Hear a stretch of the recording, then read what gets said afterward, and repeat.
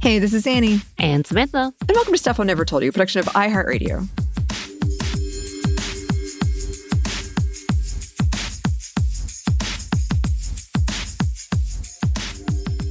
And welcome to another edition of Book Club. Today we are doing the 2017 novel Hello Universe by Erin Entrada Kelly, which, by the way, when you suggested this, I had a moment of like, I don't want to do that one because I wrote something called OK Universe, and this is too close. The title is too good. Now someone's going to take that title. You better... I better get on it. You just gave that out for free. Anney, what are you doing? The funny we thing have spies. We do have spies, and they work at HBO Max, which it is now HBO Max again because of shenanigans. The funny thing is, I have already recorded for our Sminty Fiction the first chapter of that, but we haven't gotten to Terminus yet. So I was going to say, wait, have we finished Terminus? No. So you jumped into a new one? Okay. I was just being productive. Some days I have days where I'm like, let's just go ahead. Oh, I don't have those days. That's a conversation in itself. Anyway, keep going.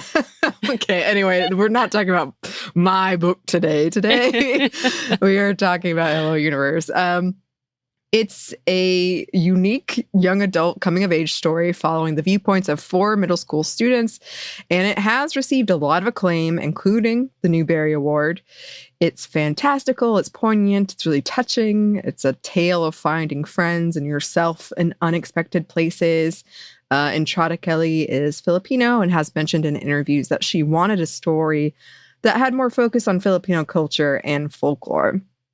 And Samantha and I were talking about it before, and it does have that kind of whimsical childhood adventure with less of the heartbreak. Sadness. That was in our generation. Thank you to the newer generation of writers who's like, you know what? Let's not crush their spirits. Let's give them a kind of a happy ending. Yeah. But it's kind of like a mystery involved. Yeah. Looking at you, bridge to there, Bithia. Anyway, keep going. Yes. Also, we almost didn't choose this one because I was worried about the length, but it goes by really quickly. Yeah, it does. It goes by very quickly. And it's also available because, I love an audiobook. It helps me do my multitasking that I need to do. But yeah, it's very short. It is a chapter book for the younger generations, and like elementary, middle school. Mm-hmm. Love it, though. It's so great. Yeah, it is. It's really great. All right. So before we break down the plot, let's establish our 4 main characters whose POVs we're going to shift between. Virgil, a shy, young Filipino-American boy nicknamed Turtle because he won't come out of his shell. He really doesn't like this nickname. No, I don't understandable. Yeah. Completely understandable. We've got Valencia, a willful but lonely deaf girl who loves nature. Kaori, a Japanese-American girl who can read fortunes. She kind of does this alongside her sister, Jen. And then we've got Chet the Bull. I think his last name is Bullins, right? Chet the Bull Bullins. The bully who learned a lot of his bad behavior from his dad. So he'll see his dad talk trash about somebody and be like, yeah, that makes sense. Okay, so the bulk of this story takes place over one summer day, and we learn about our main characters through introspective chapters before the action really gets going. So yes, we have Virgil, who is a shy kid, who is small. He's picked last for gym. He doesn't fit in with most of his pretty outgoing, sportsy family. He's close with his grandmother, though, his Lola, who shares Filipino lore with him. He wants to connect with classmate Valencia, who he sees as outgoing and brave, the opposite of him. To figure out how to do it, he makes an appointment with local psychic, Kaori. I love this. And sets off to meet her with his beloved guinea pig, Gulliver. However, Gulliver, I said that's so funny. It's obviously Gulliver. It is Gulliver. No, it's Gulliver. I don't know why Gulliver. Gulliver. Yes, because that's a plot point later on. Anyway, ignore my mispronunciation. However, On the way, as he is collecting what he needs for his reading, which are 5 stones, he runs into school bully Chet, who is intent on capturing a snake. Chet harasses him and then takes his backpack and drops it in the well. And Gulliver is in there, so poor Gulliver, down he goes. Virgil can't leave Gulliver behind, so he climbs down the well's ladder, only to find the bottom rungs are missing. He does discover Gulliver is fine, but now they're both trapped in the well. And he kind of has this whole...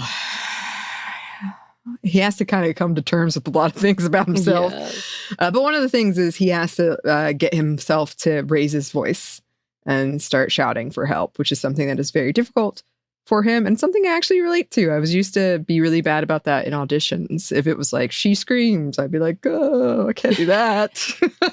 Oh, I was thinking the was the scream. Oh, I mean, probably. I didn't get any of those roles. And meanwhile, Valencia is also on her way to meet Kaori for a fortune after seeing her business card at the grocery store, which, by the way, great businesswoman. Yeah. Kaori is a smart businesswoman with a very handy sidekick sister. Yes, indeed. Valencia can't shake off these feelings of loneliness that she has, that like something is missing. She's having these nightmares where she's basically like, there's a solar eclipse and everyone disappears and it's just her, or she ends up alone or is invisible, something like that. And in her years, she's even prayed to Saint Rene, who is a French missionary. So she's tried a lot of things to deal with this. And now she's like, if I have one more nightmare, I'm going to go see the psychic. And she does. So she goes. She's also had experiences with previous friends who left her because of her disability. And she worries her family feels the same way. So here she goes. She's on her way to Kaori's. She passes by the well, but can't hear Virgil's calls for help and closes it, knocking the stones that he'd collected along the inside and sealing him in the dark. And meanwhile, Chet's watching her and being like a total jerk because he doesn't believe she actually can't hear. So he's like testing it. Also that she's a witch. Yes, he also thinks she's a witch because she's very into nature. And so she's like helping a squirrel. Like she's, she goes into the woods a lot. Yes. Anyway, she continues to Kaori's, Kaori's kind of distracted because Virgil never showed up. And so she can't quite concentrate. But she does interpret Valencia's dreams as kind of like, anyone would be scared of being invisible or being alone. That makes sense. But then she does, when Valencia's like less than impressed, she does mention, well, Virgil's missing. That is so unlike him. I'm very worried. And so Valencia agrees to help Kaori and her younger sister Jen, who always carries her jump rope with her, look for Virgil. And she almost feels like something is drawing her to do so, like maybe this is fate. But she can't quite place who Virgil is. They kind of describe him, and she's like, I don't know. They decide to first check with Virgil's family, though they say Val will have to do it since the family is suspicious of the psychic sisters. So she goes. Meanwhile, at the bottom of the well, Virgil is having visions of a Filipino legendary bird of prey that his Lola told him about named Pa, and an imaginary conversation with Ruby, who is a friend from Lola's village that Lola has described. And Ruby is basically telling him, like, she's trying to pump him up. Like, come on, we can do this. Meanwhile, Chet is bitten by a snake after grabbing it completely the wrong way. And I have to say, even I knew that's not how you're supposed to grab a snake. He didn't research well. He didn't research well, and we will talk about that in a second.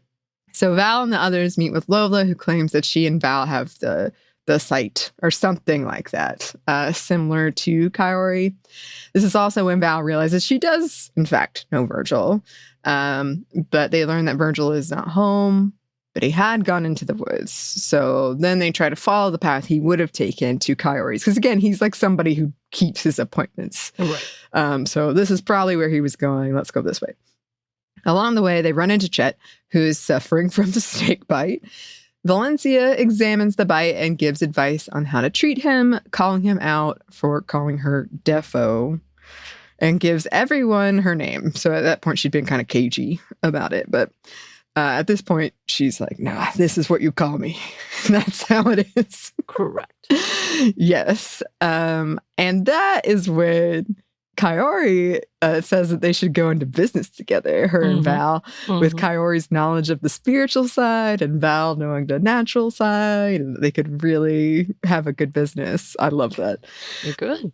They could. It's a good business. Yeah. Again, Kaori's got a good business sense. She knows what's going on.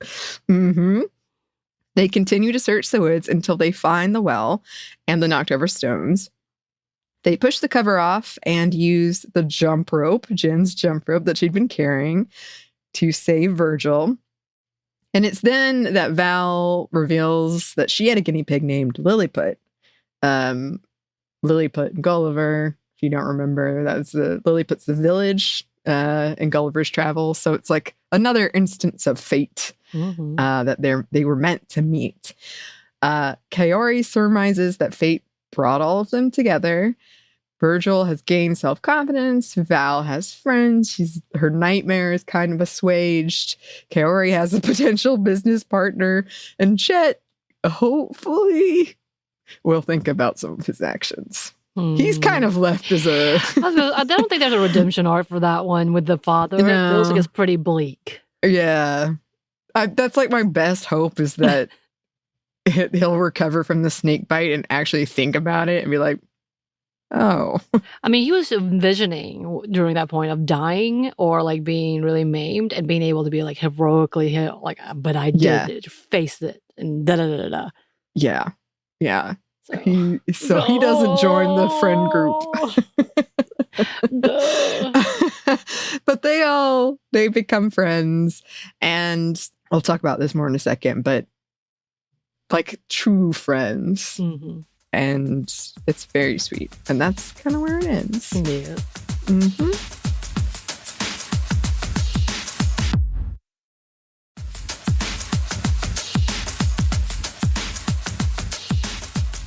All right. Well, that does bring us to our themes. So one of the big ones is just kind of this almost ethereal, like seeing signs or going to psychics or astronomy or fate or nightmares and reading nightmares. And what does that mean? Which was really fun. I liked that a lot. And trying to figure out just as a reader, like, ooh, what does this mean? Okay. Right. That was really fun. And you know, at first, you don't know much about Kaori's business. You kind of see the business card and you're really interested because she's young. I think she's 12 years old. She's around there. And so you're like, ooh, I want to know more about her. Yeah. But she was not wrong, because she definitely interpreted that dream about being afraid of being alone. And the whole time, like, Valencia's like, no, you're wrong. No, I don't care about being alone. I like being alone. All these things. But in actuality, she's just been seeking a friend. And we talked about the fact, like, you know, she talked about like having friends once upon a time. And now this is new. But like, and then, you know, Kaori was like, okay, I believe you. Maybe I'm just off. But in actuality, she was on. As well as the fact that she knew that Virgil wasn't there and something was wrong and went into the woods. Like, she was on it. Oh, yeah. Kaori had a gift. And I also loved her perspective of, like, she seemed like such an old soul about not bringing in phones in her area, about not having all these things in her area, like, keeping that sacred. I was like, oh, okay, she's serious. Yeah. She had a bunch of rules, which I liked. I was like, she seems to know what she's got. Got something going on. Yeah, if you want to come get a vision from me, here's what you got to do. You can't just show up. Right. Beautiful. I love it. So we have that. We have, as we mentioned, Valencia having this really strong connection with nature. You have Virgil going through this whole thing in the well, in the dark, talking with Ruby, who represents hope, and then seeing Pa, and that being fear, and kind of having this back and forth, and coming out changed. He came out of the well changed. Except he didn't speak to her. Yeah. But didn't he tell his family, don't call me Turtle anymore? It took him a minute. It took him all the going home. And you didn't mention the dog Sacred. Yes. Who is why Valencia goes through the woods in the first place. Not only to get to Cowrie, but she feeds this dog that's in the woods, home, like, I guess, roaming dog that she names Sacred. Mm-hmm. And she feeds him in the woods, and he follows her about. And during this time, Sacred is a part of all of this. And it kind of seems to insinuate there's something happening. Like he may be like also a representation here of part of that, and that could have been a part of the strength because Virgil ends up going home and Sacred ended up following him. And when he's home, he's like trying to get the nerve, and like Lola, who is a kindred spirit, if there ever were one, talking about, we're going to keep the dog. We can do these things for the dogs because like he brought home a dog, and there's something meaning to this. And this during this time that he's like finally like, I don't want to be called Turtle.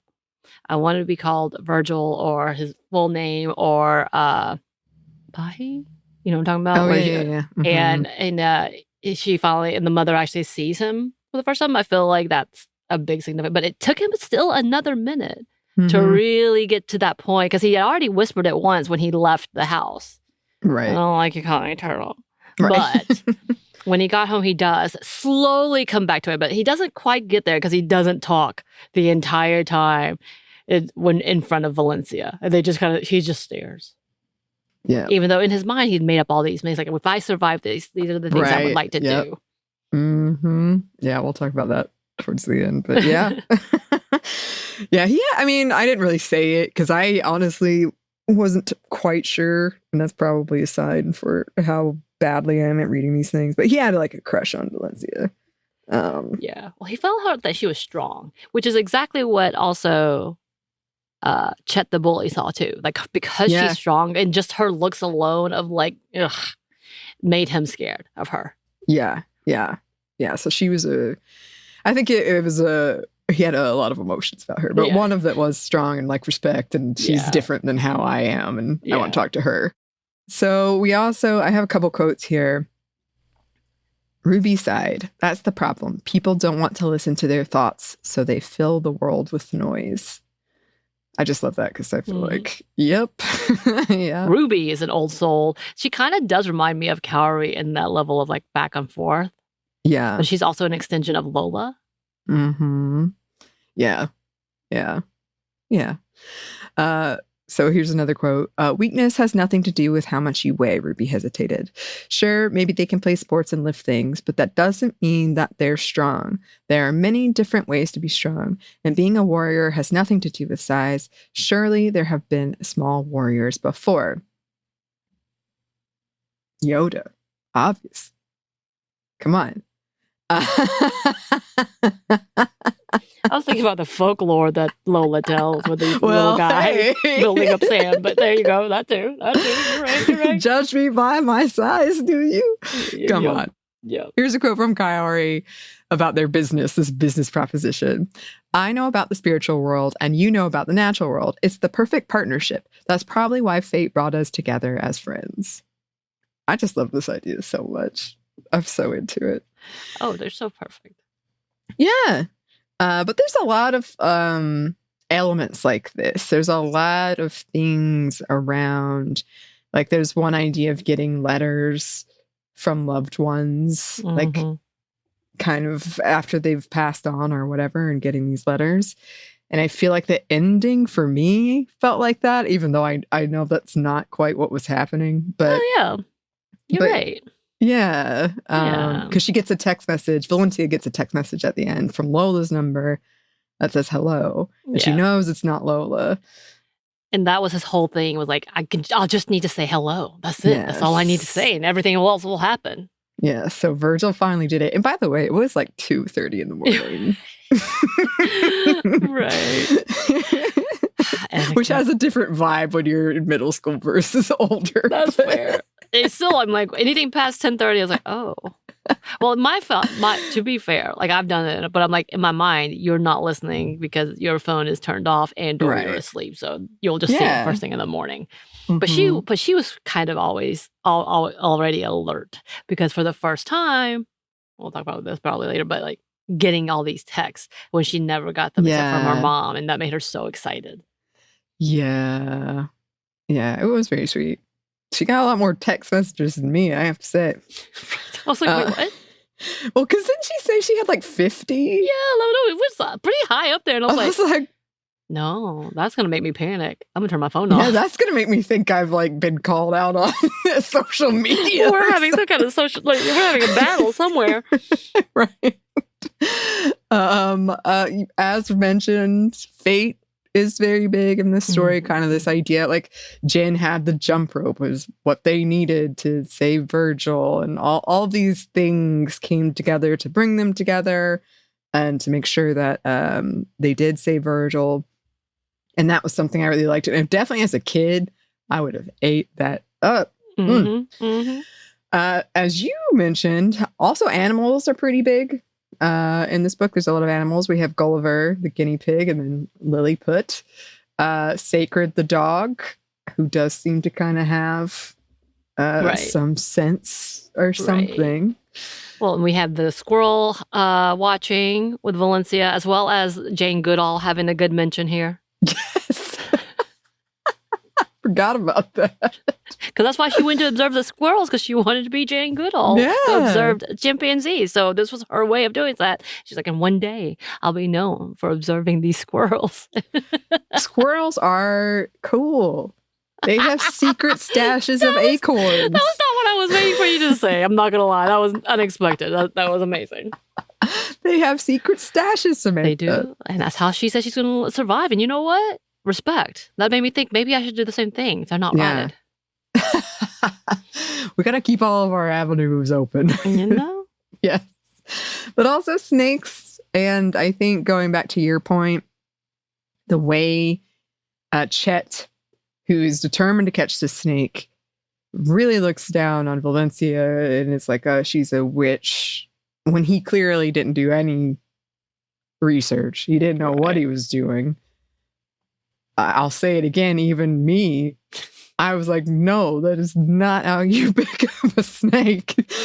So there's sort of an element there of like learning from your elders, or at least doing the research. If you're going to embark on that, having the respect. It's kind of a Jurassic Park element in there as well. Perfect. Yes. Which is, as we talked about, you don't really get the resolution with Chet's story like you do with everyone else. But you do see him learning this behavior from his dad. You do see him picking up on that and wanting to kind of impress his dad, but also like really shaping how he views strength versus weakness. Yeah. So that was an element. And then who is it that has to help him? It's Valencia. Right. So, he'll never admit it. Oh, no. Probably not.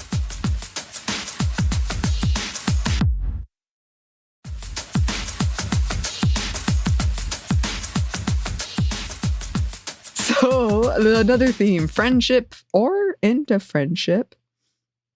Here's a quote. Friends, something about the way she says it makes me feel like I found something. I know it sounds corny, but in that moment, with that one word, I already feel like a different person. Is that possible? And so this is Valencia's feelings of when she realizes like, oh, I have friends. Oh, I'm getting the text messages. Like, oh, I have this group that actually, I told them, can you look at me when you're speaking so I can understand you? And they do, instead of making her feel bad about it. Right. Not even questioning or giving her looks or like any of those things. And understanding that, again, like Valencia has a gift when it comes to studying and understanding nature and loving things and paying attention to like their surroundings. Like she has a bigger power. And I love like in this also conversation about names. I love that. I know a lot of Asian people having that conversation of like changing their like Asian names into something English so that it's not so hard to say or all these things, and the power of names in general. Like Valencia talks about loving her name and the fact that she originally was going to be like a more common Emily or something, I think, Mhm. name. And then her mom looked at her, she's like, no, you're Valencia. And Lola's like, yes, you are. Your name is power. And Kaori is the same thing. She's like, no, my name is unusual. It's different and it's powerful and all these things. And Virgil is the same thing. Virgil is powerful. And he wants to be that and not Turtle. Like all of these things. It was very like, I love that. And they kind of all bonded over that. Mhm. And I thought it was really genuinely sweet and an amazing lesson to be given. Because I have a feeling. I was Entrada, a little bit of Entrada's little purpose. But like in this level of like talking to other Asian people and them questioning my name, I'm like, oh, actually I'm adopted. They're like, oh, that makes sense. But then they're like explaining their names. And I was like, yeah, I want to say your name. Don't change it just because it's like, what is your name? So I can say as it's given, unless you prefer not to be. That's understandable. You have to grow into whatever you want. Or if there's other, things. But if you love your name and it's, not common, then we should all respect that. But like, know that there's power in that. It was cute. It was very sweet. And they bonded over that. Yeah, that was a really lovely moment. And yeah, they found these friends and they found the things that they were also looking for as well. So that was really, really nice. And then I did appreciate how disability was dealt with in this book, because Valencia does have a hearing aid, and she has been judged for it. Like we said, she had these friends who didn't want to play with her anymore because she couldn't hear and it made them uncomfortable. She felt like she was invisible, even with her family in some instances. Here's a quote. And my mom said that if they were real friends, they would have figured out a game that all of us could play.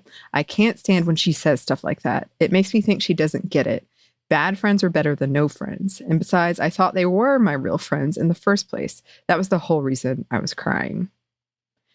And that's so, because later you do see her saying, like, no, I like being alone. I don't need these friends. And so it's so heartwarming that she found the friends who are like, yes, if that's what you need, that's what we'll do. That's okay.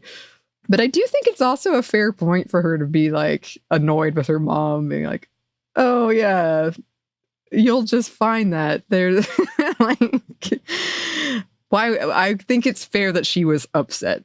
Right. Well, obviously they're parents, because she also talked about wanting to learn sign language. And they're very dismissive of that. Yeah. And I was like, oh, there's a whole, of course, like, I don't think, again, it wasn't a part of the plot. It was a brief mention, but it says a lot about her parents really trying to be just be normal. And I'm putting that in quotes, and hoping that they don't, that she's not so disenfranchised in this way and kind of dismissive of her worries. It's kind of like when people have dealt with like bullies or being picked on or any of those things. Like when I would talk about the microaggressions that I experienced, instead of validating those true things, they would be like, oh, they're just jealous. Oh, they like you. Like those really dismissive comments has kind of happened from her parents in that same level.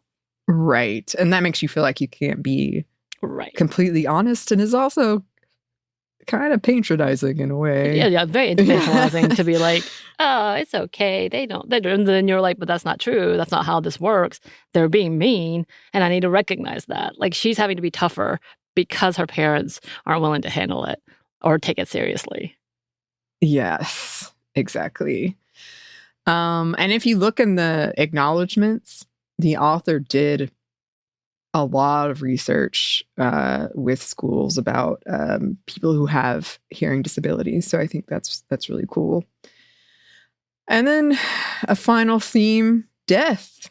Because Virgil, while it is, like we said, everything turns out okay, it's an upbeat book, Virgil does kind of face these thoughts of death. Yes. And like you said, if I ever get out of here, I'll do this, I'll do this, I'll do this. Here's a quote. Of all the questions you ever ask yourself in life, never ask what's the point. It's the worst question in the world, Ruby said. Because he kind of goes through, I'm going to get out of here. Oh no, it's hopeless. Oh no, I'm going to die. Right. What are my parents going to say when I disappear? Whatever happened, I'm going to be a legend like Lola's story. Right. And having those thoughts of what would you do differently, and then having the nice ending where he doesn't die and he is found, and then he finds friends, and then he talks to Valencia. He gets the thing he was going into the woods to do. Right. It is a really lovely kind of full circle story. Yes. Yes. It is very sweet.